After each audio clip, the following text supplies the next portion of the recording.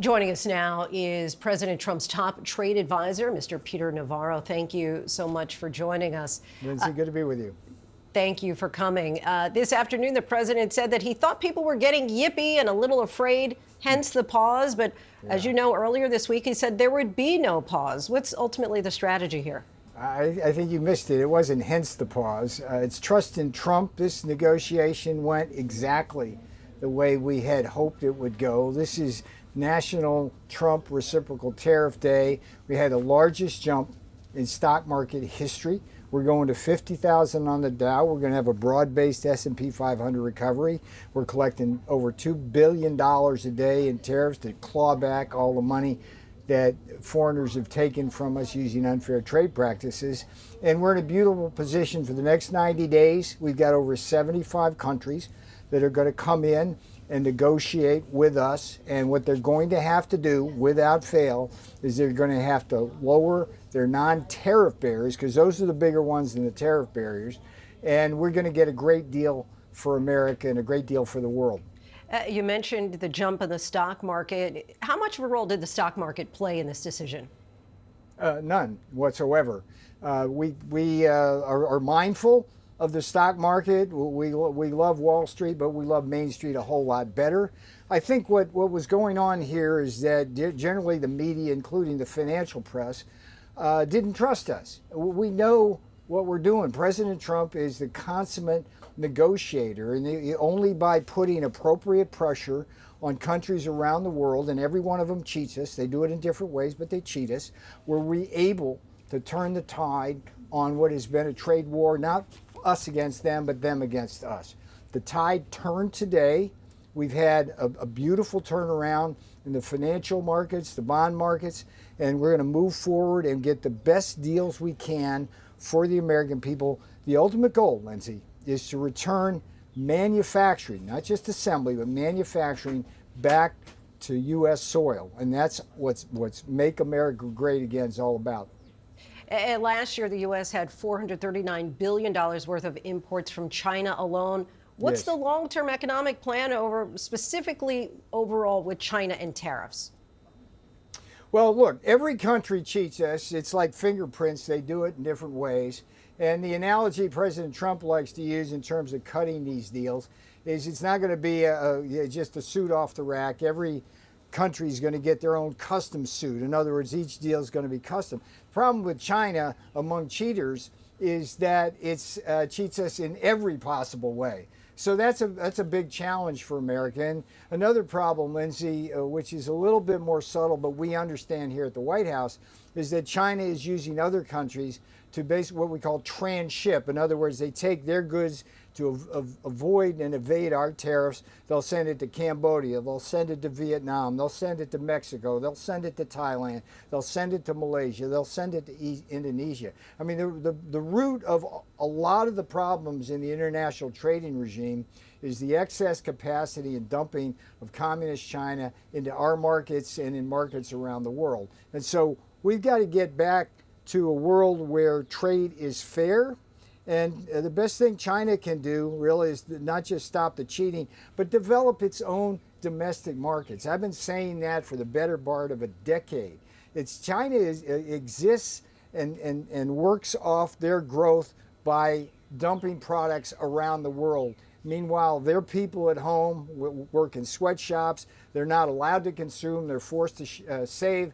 And we have this system that's very skewed against America. I mean, every American today should be proud of Donald John Trump, regardless of political party. The Congress should be elated. They were getting nervous, just like Wall Street was getting nervous. But trust in Trump. It's a beautiful thing what he did today. This is an epic day in America. This will go down in American history as the greatest trade negotiating day we have ever had. Because what we got is we've got a baseline tariff in place that's collecting billions of dollars for the American people, and we've got a commitment from over 70 countries to come to the table and take their trade barriers down, and that's going to be good for America. And I got to emphasize, It's not about zero tariffs on each side. Tariffs are a small part of the way we get cheated. It's everything else. It's the currency manipulation, it's the dumping, it's the export subsidies, it's the VAT taxes, it's these phony technical standards that keep our autos out, these phony agricultural standards that keep our pork and chicken and our corn out, and it's the transshipping that China does around the world. We're cracking down on all of that on behalf of the American people. This is the smartest trade team that's ever been put together, and we're all moving in the same direction on behalf of the American people with Donald John Trump as the commander-in-chief. So is this all playing out today as you had anticipated? Yes, exactly. Exactly. We knew that if we took the right position, remember, the essence of reciprocal trade is all we're going to do is charge them what they charge us. That's exactly what they did. And now they have to come to the table. Let me say that once more. I want people to get this concept. Reciprocity means that we just charge them what they've been charging us. And when we calculate those charges, it's not just the higher tariffs, it's all of these non-tariff barriers. So we impose those charges, and they looked at that and said, you're right, we want to negotiate, let's make a deal. And this is the art of the reciprocal trade deal, the greatest trade dealer in presidential history, and he's doing it for Americans, regardless of their political party, regardless of where they are in the income stream. Everybody's going to be better off. The other thing I want to say, Lindsay, is look at this tariff issue and trade issue within the context of everything else. We are about to pass the biggest and broadest tax cut in American history, which will be funded in part and in significant part by the tariff revenues. And what that's going to do is be our big insurance policy against recession. And then as we're lowering oil costs, which are going down dramatically in regulatory costs, that's the way our insurance policy against inflation. So we're moving forward. It's going to be the same kind of economy we had during the Trump first term, which was rising real wages for workers, stable prices, strong, real, inflation-adjusted economic growth. And that's where this is all headed. And it's a beautiful thing to be part of. I just want to get an understanding for our viewers at home with regard to manufacturing. Obviously, the goal ultimately is for major businesses to manufacture here. That, as you know, would take years to take effect. And in the meantime, if China is able to make a product for $5 an hour and American citizens would demand $35 an hour, ultimately, either way, doesn't the American consumer ultimately pay more? I challenge your assumption that it takes years. Okay, it's not going to take years. We do this in Trump time. That means as quickly as possible. During the first term, I was the defense policy coordinator. I was the guy who was helping the president try to get things like ventilators and N95 masks to the people as quickly as possible. Honeywell comes to me and says, we got to get 2 factories done, and it's going to take maybe 6 to 8 months or more. We got them done in 2 months. And then General Motors, ventilators, 14 days we were producing ventilators in the Midwest right now, around the Michigan area, Indiana, all the places where autos and auto parts are made. There's very low capacity utilization of our auto factories. There's auto parts factories, which all you have to do is go on and take the cobwebs and dust away, and you can start those up again. This is going to move very, very fast. With respect to the inflation issue and whether consumers are going to pay for this, we have the experience of the first term. What happens is the exporters to us eat most of any tariff. Why do they do that? They have to do that, Lindsay. I mean, think about it. They're export dependent. They have nowhere to go other than us for selling goods, and so they eat it. That's what happened particularly with China in the first term. You got to remember, Lindsay, I don't know if you're around for the first term. You probably had people on your show. They said all the same thing, inflation, inflation, inflation. It didn't happen.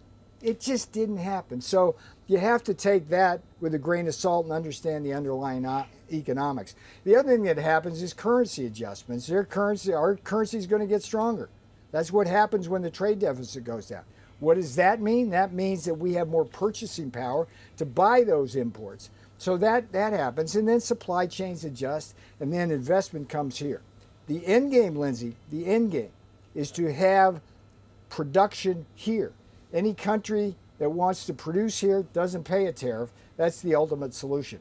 You've been obviously in a back and forth with Elon Musk. You said he's simply protecting his own interests. As you know, he called you dumber than a sack of bricks this week. He had been sharply critical of this tariff policy, which is now largely paused, at least for the time being. Do you think he ultimately was able to convince the president? I think Elon Musk would be elated with what's happening today. And like everybody else, he has to trust in Donald Trump, because this is what, look, you have to, I mean, I hope you will report this as the greatest day in trade history for this country. It's a beautiful thing, Linsey. We had the single largest increase in the stock market today in history. We've got over 70 countries lined up to make a deal that will involve stopping cheating America. We're already collecting $2 billion a day, and we have a 10% global tariff in effect. And we're going to have just a beautiful set of custom suit deals for each one of these countries, where everyone in America is going to be better off. The other thing I'll say, Linsey, is every single dollar that comes in that we take from the foreigners and bring home to America is going to go right back to the people of America, either through tax cuts or through debt reduction. And when we get debt reduction, we get interest rate deduction, mortgage rate deduction, consumer credit charges deduction, and life's going to be good. And I just trust in Trump. Just trust in Trump. And I thank you. I'm just going to ask you one more time. We so appreciate, Sure. one more question. We so appreciate your time. You have just said that more than 75 countries have reached out for Yes. these deals. So are you able to do these deals simultaneously with all these countries over the next 90 days? We've got 90 days, and it's easily to do that. We got the greatest trade team in history. This is not a team of rivals. This is a team that works beautifully together. So part of this, Jamison Greer will play a key role because he's the U.S. trade rep. You've got Howard Lutnick and Scott Besant, who are geniuses in their own right. You got Kevin Hassett and J.D. Vance. Vice President J.D. Vance has played a very, very constructive role in all of this. And so it's going to move forward in a very fast way. Like I said, in Trump time. That's as fast as possible without screwing it up. That's what we do here. Peter Navarro from the White House for us. Thank you so much, Mr. Yes, ma'am. Navarro. Appreciate your time. Thanks for having me on.